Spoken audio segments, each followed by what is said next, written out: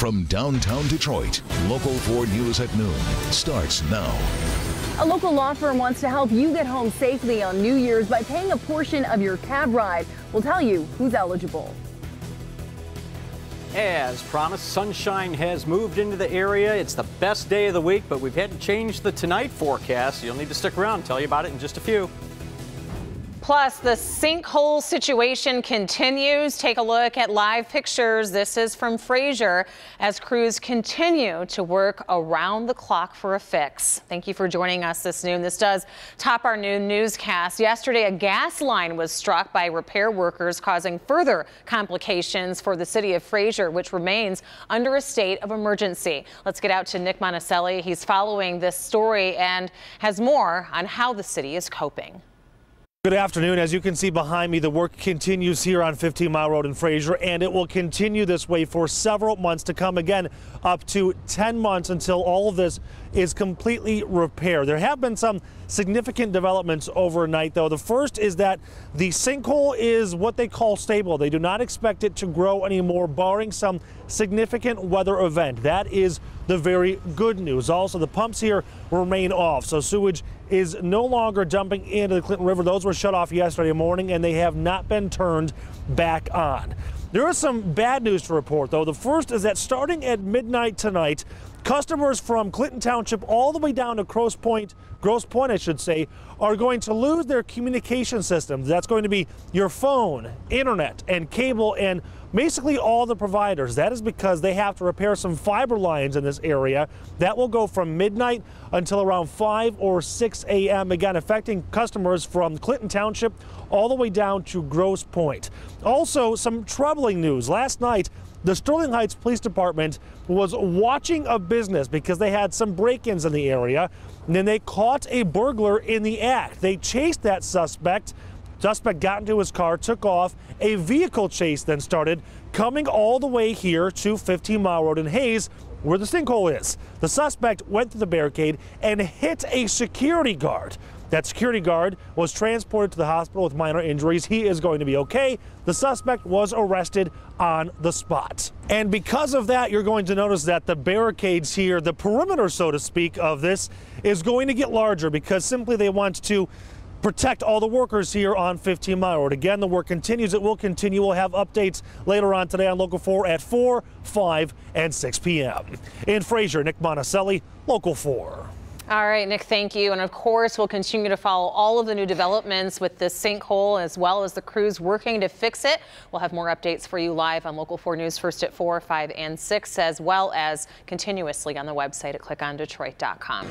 In the meantime, breaking news just into our newsroom in a last chance effort to shape the outlines of the Middle East peace deal. Secretary of State John Kerry is describing the Obama administration's vision of a final Israeli-Palestinian accord based on bitter lessons learned from an effort that collapsed in 2014.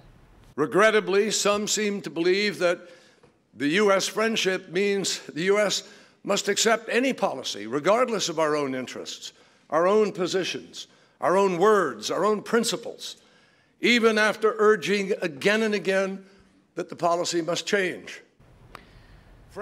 Kerry also mentioned that the UN vote on Israel was, quote, in accordance with U.S. values. He also mentioned that a two-state solution is, quote, the only way to achieve a just and a lasting peace between Israel and Palestinians. New at noon, Detroit police are trying to figure out the motive behind a shooting that sent one man to the hospital. Now, this happened right around 8 o'clock this morning on Hazel Street. This is in the area of Rosa Parks and Grand River on Detroit's west side. Police say that the victim walked up to a car asking for a cigarette. The man in the car began firing shots. A suspect is being questioned at this hour. Meanwhile, there's no word on the victim's condition. A major demolition project aimed at helping to rid Detroit of blighted homes is now underway. Crews began working just before noon today. This is a project that you see here where crews are tearing down homes located in the 12,000 block of Cloverdale near Grand River and Oakman Boulevard. An entire city block will be no more by the time it's all said and done. The demolition is expected to last 2 days, and that's today and tomorrow.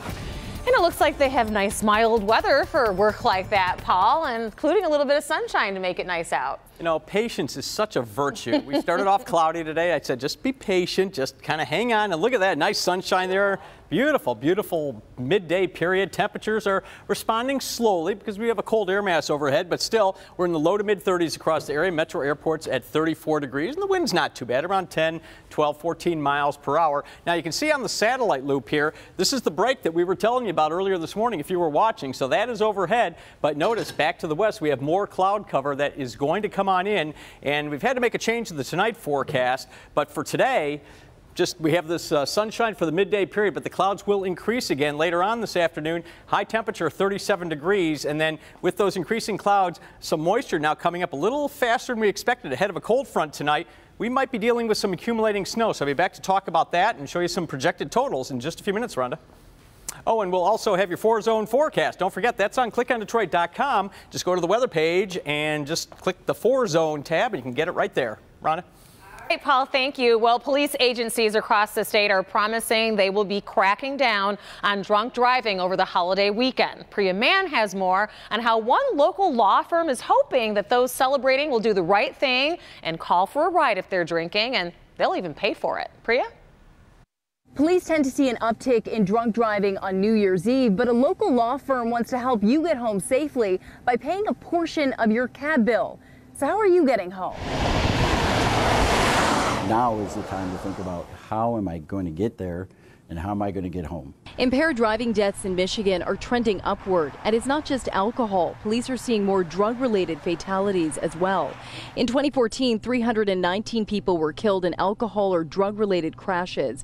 Last year, 384 people were killed. The days of us stopping you and taking you in and spending a couple hours in the drunk tank and going home and no charges or somebody driving you home, those days are over. As if there weren't enough reasons not to drive drunk, Christensen Law is offering a financial incentive.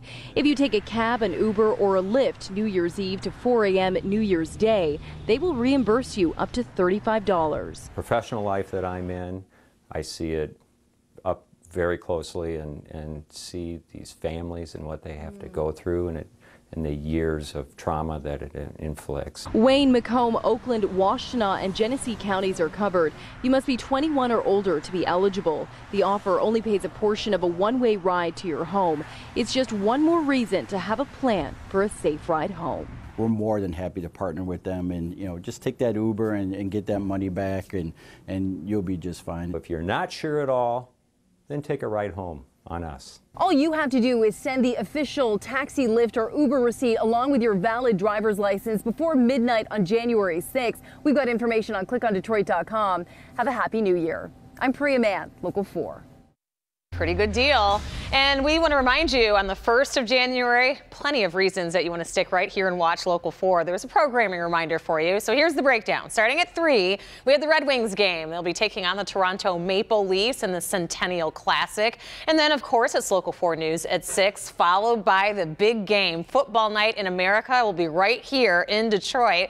The show gets underway at 7. The Packers-Lions game kicks off at 8, followed by Local 4 News. And after the game, we'll have locker room reaction as well. And we hope it's all celebratory in the Lions locker room. Go Lions. Well, still to come, Dylan Roof back in court, what he is telling a judge that could change his fate. Plus, new developments in the deadly truck attack on a Christmas market in Berlin, how police discovered a new suspect. My wife was... Welcome back, everybody. Today, German prosecutors said that they have a new suspect in custody in connection to that deadly truck attack at a Christmas market in Berlin. The suspect is only described as a 40-year-old Tunisian man. Prosecutors believe that he was involved in that December 19th attack that took the lives of 12 people. His role is unclear, but he was arrested during a search of his home and business. Prosecutors also said that his phone number was found saved in a cell phone belonging to Anis Amri. As in Germany, also in Germany, I should say, the holiday season in France means Christmas markets. And even before last week's attack in Berlin, security was tight. France has been under a state of emergency since the deadly terror attacks in November 2015, but its bustling capital is getting the most security through the busy holiday season.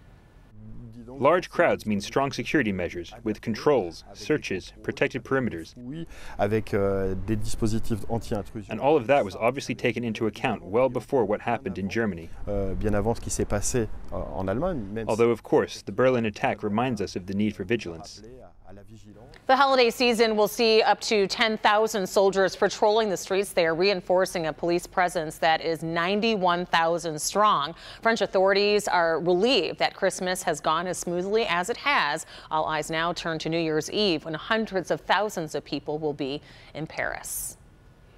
In South Carolina, Dylan Roof says that he will not call any witnesses or present any evidence in an effort to spare his life for killing 9 people inside of a black church. The federal judge presiding over the death penalty phase of Roof's trial held a hearing today, during which Roof, who is acting as his own lawyer, spoke for less than 10 minutes, saying that he will not make any efforts to convince the jurors who convicted him earlier this month to spare his life. The jurors will return next week to decide if he will get life in prison or death.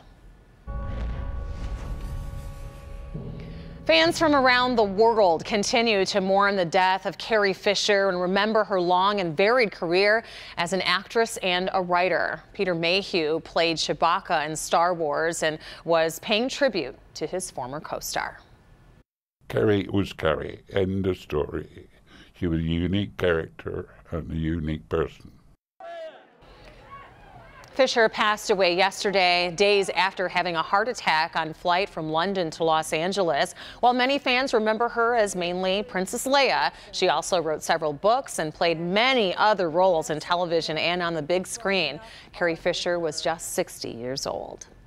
So to come here on Local 4 News at noon, Resolution Rescue. If your New Year's resolution involves losing weight, we have some apps that can possibly help make your transformation a little easier. Paul?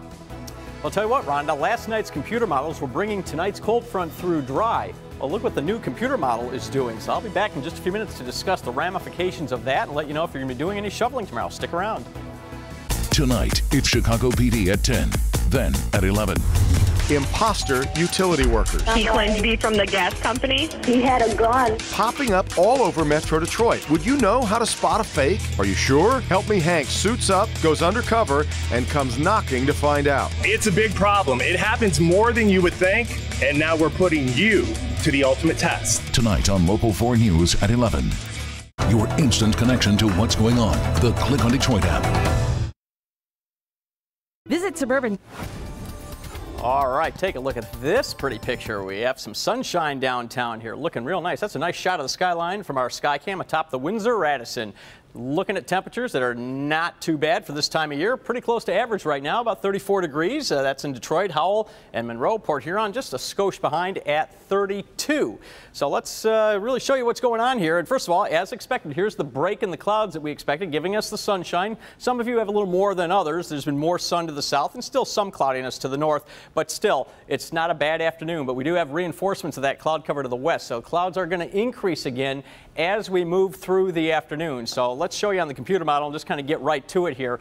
So here's the cloud cover increasing. No problems later. It's just going to get cloudier. So this is a 6 o'clock timeline here. Now, as we get into tonight, if you were watching on Local 4 News today, I was showing you on the computer model that came in overnight that this moisture coming up from the south, that was going to come up just east of us, and the front was going to come through essentially dry. Well, look what the new model is doing. This came in this morning.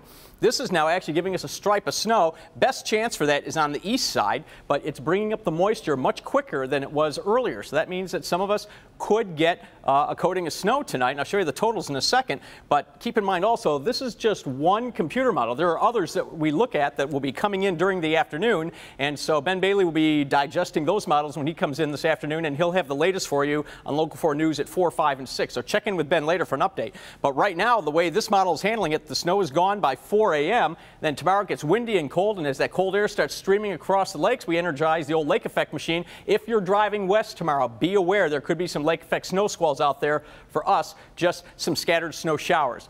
All right, remember, this is just one computer model, but this is what the model is suggesting. On the east side is the best chance to get an inch and a half of snow or so, and higher amounts as you head further east into Ontario, where you could be over 2 inches, and then notice how rapidly the amounts drop off as you head to the west. But that's for tonight, again, between roughly 9 and 3 in the morning. So when most of us are inside, not having to deal with it. And quite frankly, the kids could use a little snow to play in. But this afternoon, again, so sunshine to start, or at least partly cloudy in some areas, and then clouds increasing. 37 for the high. Really a nice day. So tomorrow, windy and cold with snow showers, 34, but it's going to feel a lot colder than that with the wind. Friday, a dry day, breezy. 30 for a high, so feeling even colder on Friday. Right now, I don't think we're going to have too many problems on New Year's Eve. Anything that falls would be during the day. The evening should be dry, and then looking good for Lions tailgaters on Sunday. Rhonda?